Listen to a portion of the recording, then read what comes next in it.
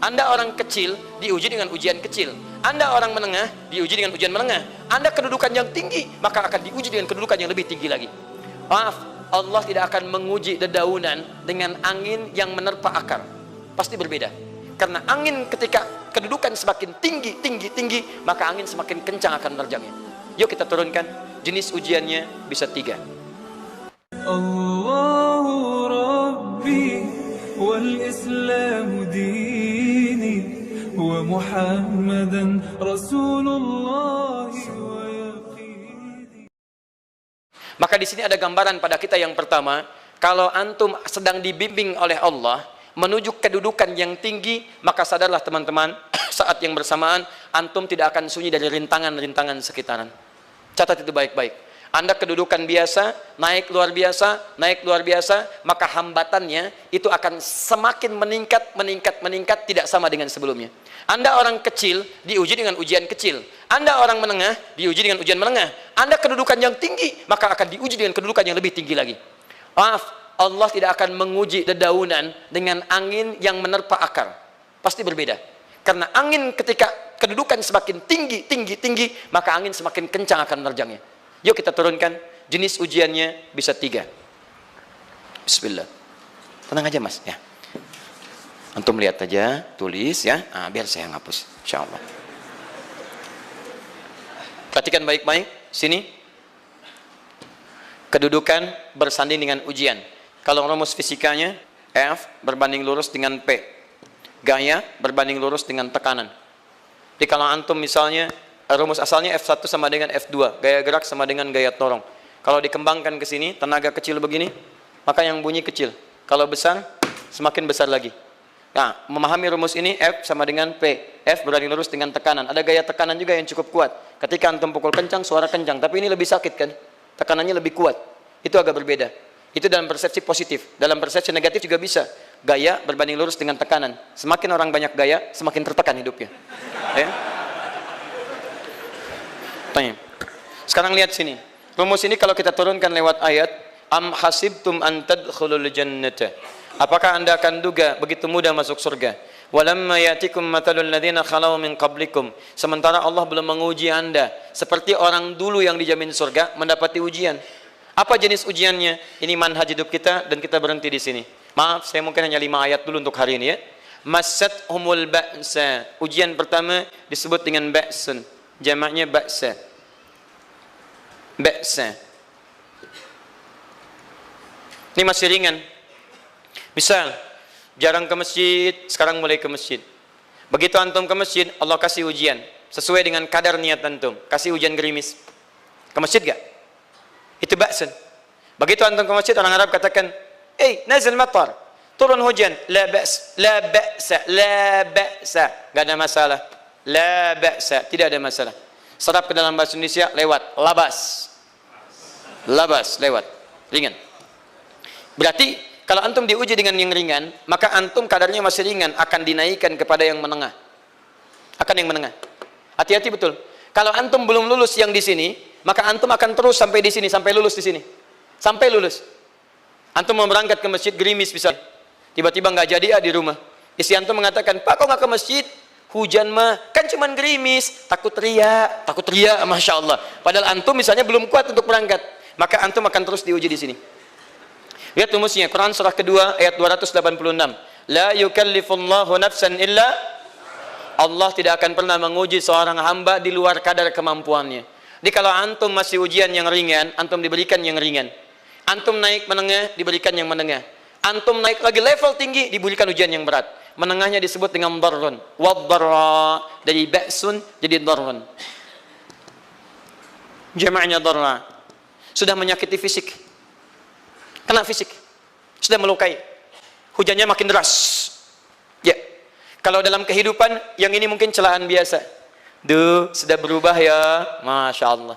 Sekarang jilbabnya sudah panjang. Masya Allah. Semakin panjang ya. Yang ingin Batman ya. Masya Allah. Udah banyak. Begitu sudah mulai pakai cadar, ninja. Oh, Masya Allah. Darra. Sudah nggak enak ke fisik. Darrun. Lihat rumusnya ya. Lihat rumusnya baik-baik. Ini lebih menenangkan pada jiwa. Ketika Anda dalam level-level seperti ini, Ini artinya Allah sedang menaikkan iman Anda dalam level yang lebih tinggi lagi. Jadi ketika ada celaan menghunjam dalam lisan seseorang, sudah mulai menyakiti, itu sebetulnya pengakuan dari Allah lewat lisan orang itu, bahwa Anda sedang diangkat keimanan pada tingkat yang lebih tinggi. Ada yang mengatakan, kamu kenapa sih pakai jilbab begitu? Yang biasa aja kali. Mah, yang iman biasa sudah banyak. Saya ingin menampilkan keimanan yang luar biasa. Supaya dengan iman itu saya lebih mendoakan mama. Saya menampakkan amalan-amalan, mudah-mudahan pahalanya bisa buat mama. Masuk dengan bahasa yang baik. Masya Allah. Jadi kalau antum bisa melawan hal-hal demikian dengan bahasa yang indah, itu nyaman kepada jiwa. Kadang-kadang ada kalimat-kalimat yang tidak perlu pakai dalil, teman-teman sekalian. Kembalikan ke sini. Terakhir, wazulzilu zilzal. Zulzilu zilzal. Gempa, goyang. Dia ada ujian yang bisa menggoyangkan diri kita, membuat gempa hati kita. Antum sudah nggak kuat, kadang-kadang jalan sempoyongan, padahal nggak ada gempa di luar, cuman hati kita kayak kena goncangan. Diserang sana, serang sini, nggak bisa tidur, nggak bisa makan, tawarin ini susah, itu susah. Wazulzilu.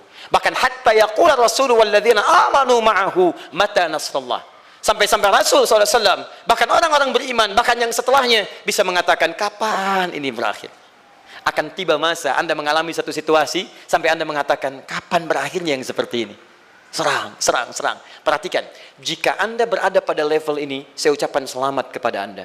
Karena Anda akan diangkat pada kedudukan yang tertinggi di antara sekian ujian yang ada. Zilzal. Artinya Allah akan naikkan Anda pada derajat yang tinggi.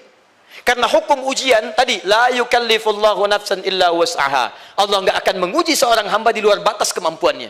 Jadi kalau Anda sudah dipandang oleh Allah siap menerima yang ini, maka Anda akan diberikan zilzal. Kalau Anda nggak mampu, Anda hanya akan diberikan darra atau ba'sun. Dimohon maaf, kalau di antara jamaah yang hadir saat ini, Anda merasa sedang punya masalah yang berat, membuat hati Anda goyah, saya ucapkan pada Anda, dari sekian hamba Allah yang ada di muka bumi, cuman Anda yang diberikan itu. Artinya Allah akan mengangkat derajat Anda. Ayo bahagia. Dan yakinlah, bukan orang lain yang dititipkan, Anda yang diberikan. Allah percaya pada Anda, kenapa Anda tidak yakin? Bukan orang lain. Jadi mustahil Allah memberikan ujian berat kalau Anda nggak sanggup. Karena cuma Anda yang sanggup, Anda yang dikasih. Makanya jangan mengeluh. Jangan katakan, ya Allah, kenapa saya, ya Allah? Why me? Kata Allah, why not? Kamu yang bisa. Yang lain tidak. Dan tanpa harus Anda menuliskan status. Memang cuma saya yang sanggup. Oh, Masya Allah. Gak usah. Sadari. Kalau bukan sayang, Allah itu punya sifat adil. Gak mungkin menukar sesuatu di luar kadarnya. Antum tahu cicak? Halo? Jangan katakan wallahu alam, cicak. Cicak, baik. Bagaimana aktivitasnya? Merayap. Di mana? Dinding. Apa makanannya? Nyamuk. Nyamuk bagaimana aktivitasnya? Terbang. Pertanyaan saya, di mana keadilan Allah menjadikan makhluk yang merayap makanannya terbang? Kalau nyamuk masuk kategori pertama tadi, pintar dan tahu dirinya pintar, jadi mainan cicak. Cicak, ayo tangkap. Cicaknya cuma merayap, dianya terbang. Beruntungnya nggak ada nyamuk yang jenius. Tapi yang paling hebat, perhatikan bagaimana lisan orang tua kita menanamkan kalimat-kalimat untuk menanamkan tauhidullah subhanahu wa ta'ala. Cicak diam merayap. Perhatikan, yang Allah tuntut pada cicak, merayap kamu. Walaupun cuma diam-diam. Lihat baik-baik, diam merayap. Datang seekor, Masya Allah, ketika dia merayap, nyamuk datang. Lihat, bukan cicak mendatangi nyamuk, tapi nyamuk mendatangi cicak. Kalau cicak tidak merayap, mustahil nyamuknya datang. Allah hanya tunjukkan, kamu merayap ya, nyamuk datang. Sekalipun dia merayap, cuman diam-diam, nyamuknya datang. Jadi hukum Allah itu kalau dipatuhi, nikmat kehidupan. Cicak gak merayap, nyamuk gak datang. Cicak merayap, nyamuk datang. Datang seekor nyamuk. Setelah itu, silakan. Jadi kalau kita teman-teman ikuti hukum Allah, mau berat, alhamdulillah. Mau ringan, alhamdulillah. Ya mau sedang, alhamdulillah. Begitu diangkat, artinya ada pengakuan dari Allah, iman kita akan diangkat. Cuman, bahasa Nabi Ya'qub alaihissalam kepada Yusuf alaihissalam, mesti ada persiapan dalam mengatasi itu semua. Tidak cukup hanya mendiamkan saja. Maka kata Nabi Ya'qub, jangan kisahkan dulu. Bikin dulu pemetaan-pemetaan untuk mudah mengatasi itu semua. Ini poinnya. Anda harus punya rencana.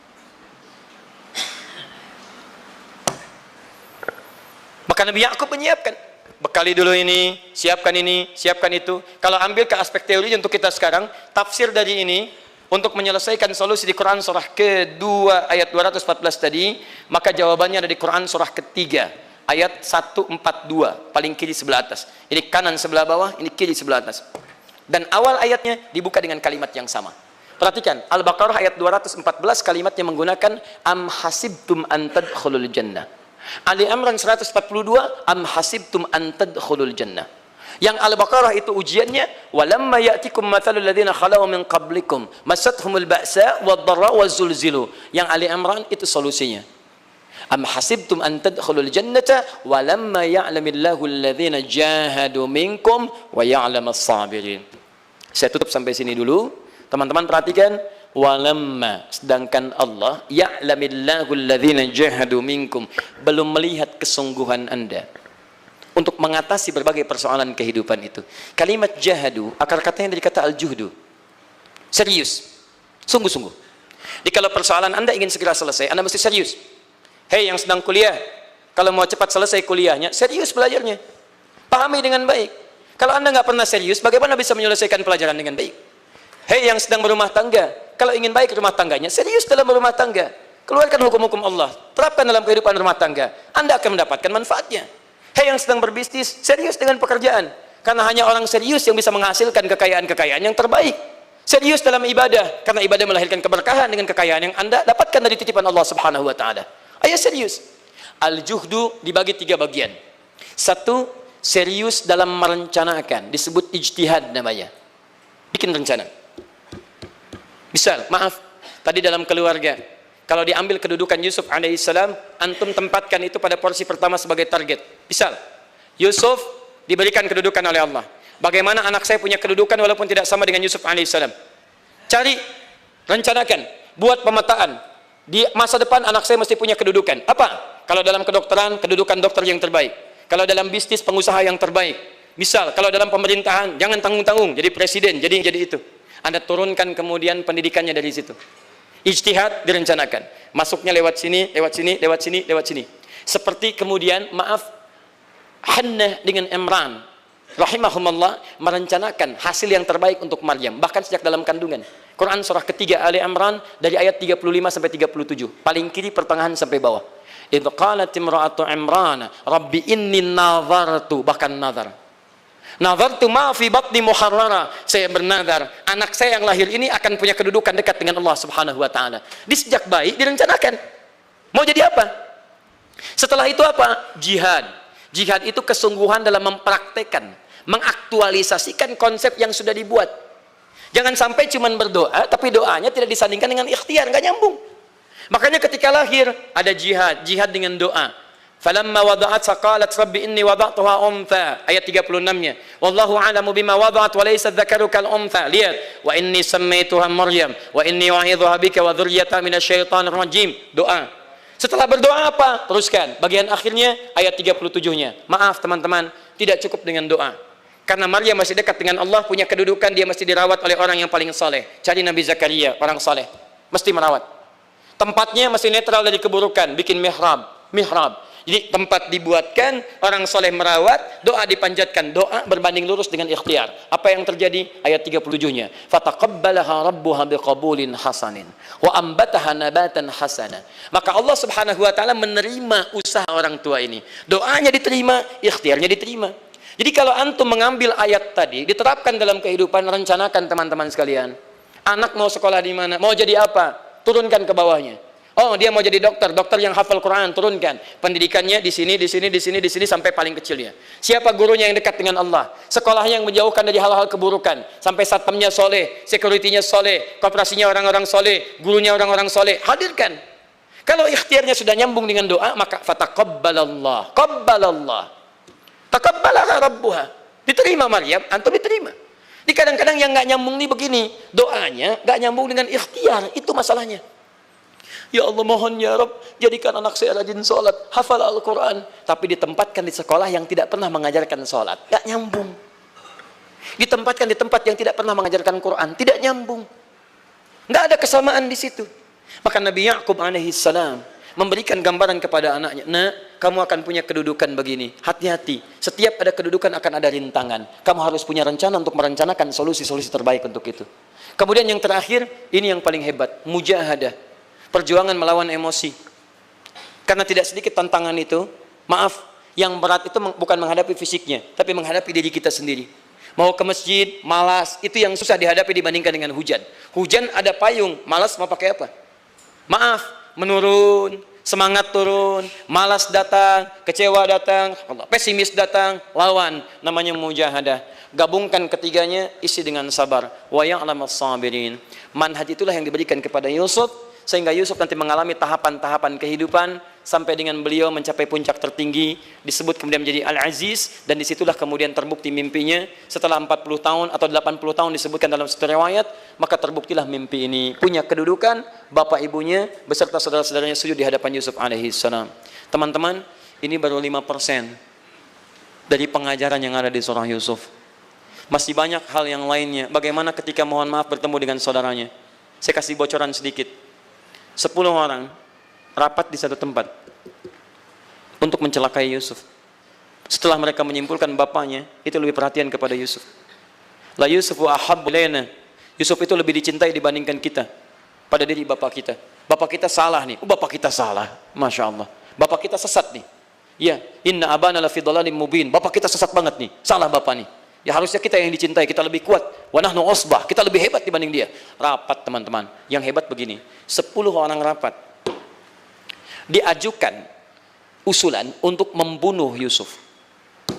Saya mau tanya pada antum, kalau 10 orang rapat, 9 mengusulkan A, 1 mengusulkan B. Kira-kira yang diterima secara quorum 9 atau 1? 9. Ini bisa tertukar. Tertukar. Pembunuhan diusulkan, 9 orang condong, 1 orang mengusulkan, la taqtulu Yusuf, jangan bunuh Yusuf. Alqihi fi ghayabatil jubbi yaltaqithu ba'd as-sayyarah.